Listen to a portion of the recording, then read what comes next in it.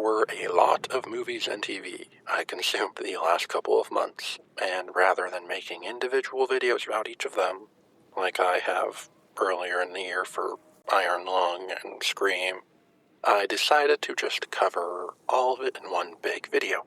First up is Project Hail Mary. I went into this movie knowing next to nothing. I haven't read the book. The only reason it was even on my radar was because it was brought up a handful of times on the Morning Somewhere podcast. So I decided to go and see it on a whim and had zero expectations. I loved it. I was really into the way the story was told. Having Grace remembering things as we got flashbacks was cool. The idea of these space dot things impacting the sun was cool and had me invested pretty quickly.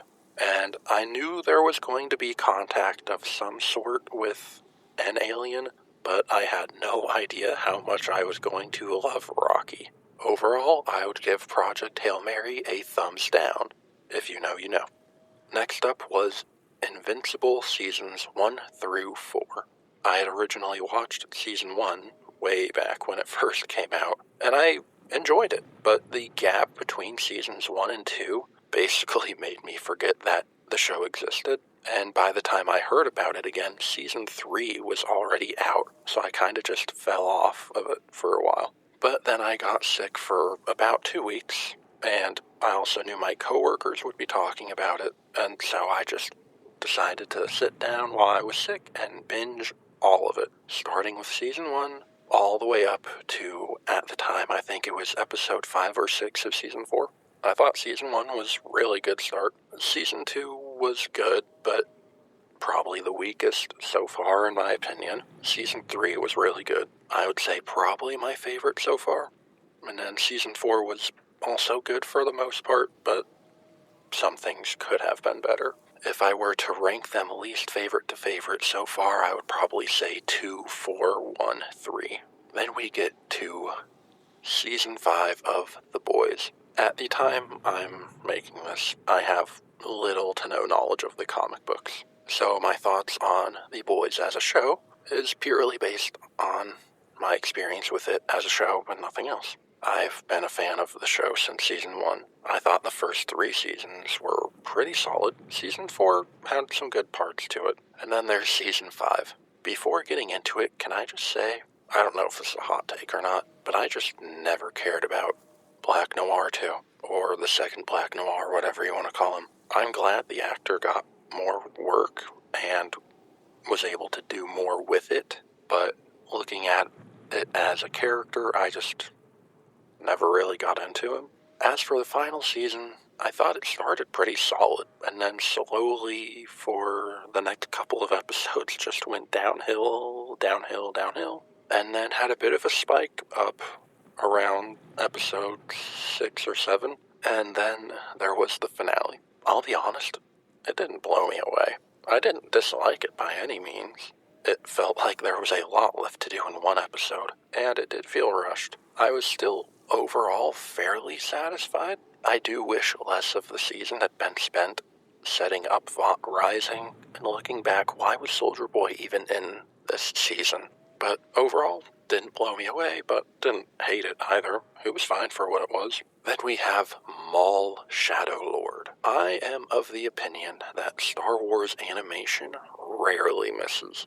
And Season 1 of Maul very much continues that trend. The animation was very cool, the lightsaber fights were amazing, the story had me hooked. I have almost nothing bad to say about this show, and would honestly say it is the best Star Wars TV we've gotten in at least 2 years.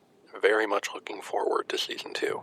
And speaking of Season 2, next up is Daredevil Born Again Season 2. I was very interested to see this season of Daredevil. I definitely enjoyed Born Again Season 1, and was pretty impressed what they were able to pull off considering all the behind the scenes involved with that season. But Season 2 was all under one clear vision, and it shows. In my opinion, this is one of the best seasons of Marvel TV we have ever gotten, and the season finale, holy shit. All around, this was a wild ride of a season, and I eagerly await Season 3. Then, right after Season 2 of Daredevil, we got Punisher One Last Kill. Right off the bat, I'm going to say I am not super familiar with the character of Frank Castle in terms of the comics, or even the other movies that there have been. My first exposure to him was through Season 2 of the original Daredevil show, and I do enjoy Jon Bernthal's portrayal of him. In my opinion, Punisher One Last Kill was great for the most part. The action was very brutal, but personally I would have liked a little less of it so that more time could have been given to the story. Not that there wasn't a story, but it was very brief, while most of the time was given to the action. But the performance we got from Jon in this is some of my favorite stuff we've gotten from him as this character, especially in the beginning part of it. And I very much look forward to his dynamic with Peter Parker in the next Spider-Man movie. Mortal Kombat 2. Mortal Kombat has been around for around 30 years at this point, if my math is right. Considering the fact that it's been around for 30 years, I would say in comparison, I'm still a fairly new fan. My first Mortal Kombat game was MK11 back in 2019, and I enjoyed it. Then MK1 came out a few years later, and maybe I'm in the minority, but I really enjoyed that one. Movie-wise, I vaguely remember watching the first one from the 90s at some point. It was definitely fun, and I can see why it is so iconic. Fast forward a little bit, and we get to the Mortal Kombat movie from 2021. At the time, I really liked it. But upon reflection and a few years of being within the Mortal Kombat fandom, I came to realize that it didn't blow me away like I initially thought it did. It certainly has good things about it, but there was also certainly room to improve heading into the sequel. And for the record, I was never a Cole hater. I understand the frustration of not getting someone like Johnny right away, but for what we got in the first movie, I liked him. But now we get to Mortal Kombat 2.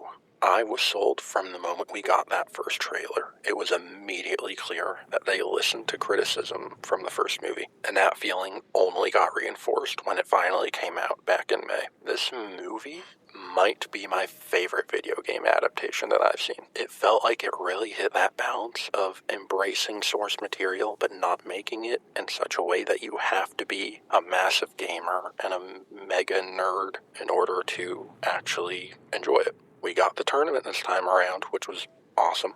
The fights and the way they were filmed was much better. Karl Urban as Johnny Cage pleasantly surprised me. My one major complaint is that it tried to fit way too much into one movie. There was very little room to breathe, and as a result, we didn't really get to sit with certain moments as long as we probably should have. Next up, we have The Mandalorian and Grogu.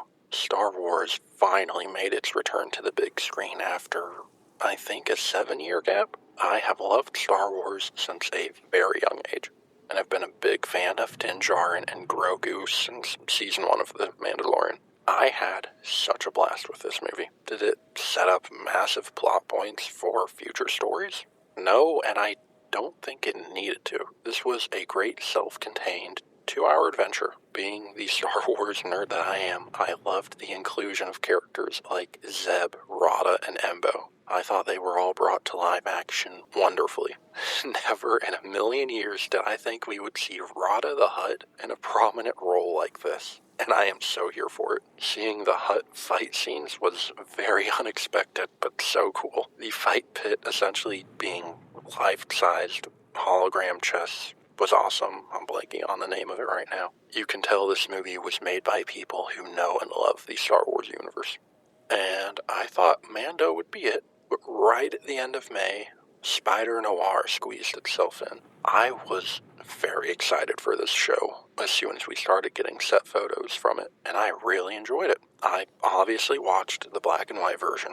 That's clearly the one they intended you to watch. And this show was not afraid to be goofy at times, but it had no problem getting serious when it needed to. The villains and the action was good. It felt just comic book-y enough that you knew who everyone was, but it wasn't so over the top that it didn't feel believable for this version of the universe. So, fun fact, I was originally planning for this to come out at the end of May, maybe the start of June. But then I went to Homebrew Austin, and then after that went to a wedding in Colorado, and so I didn't even get to sit down and record it until the end of July. And while I was out of town, I watched 2 more movies and figured I would just tack them on at the end here. I also wanted to get to Backrooms, but I just haven't yet. It's on my list to get to eventually. But what I did see was Supergirl. So far, I've been a pretty big fan of DCU and the direction James Gunn is taking it. Creature Commandos, Peacemaker, and Superman have all been great, and I was looking forward to Supergirl as well. I certainly enjoyed parts of it, but I do think ultimately it could have been better. The action and emotional moments were good, but it felt like it struggled to figure out what kind of movie it wanted to be. Also, I can't even remember her name, but why was that girl with the sword even in the movie? Jason Momoa as Lobo was great, but again, why was he there? Anyways, enjoyed it, but could have been better. And the final item on the list for today is Obsession. It feels like this movie came out of nowhere. I had no idea it was even a thing until it started blowing up online.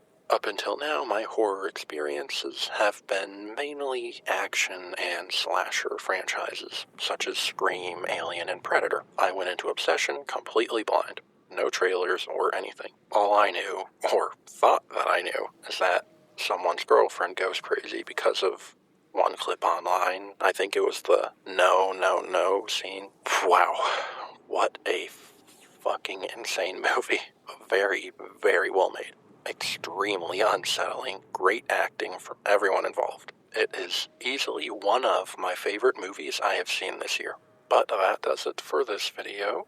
I have already seen The Odyssey and Spider-Man Brand New Day, so stay tuned for those in their own video.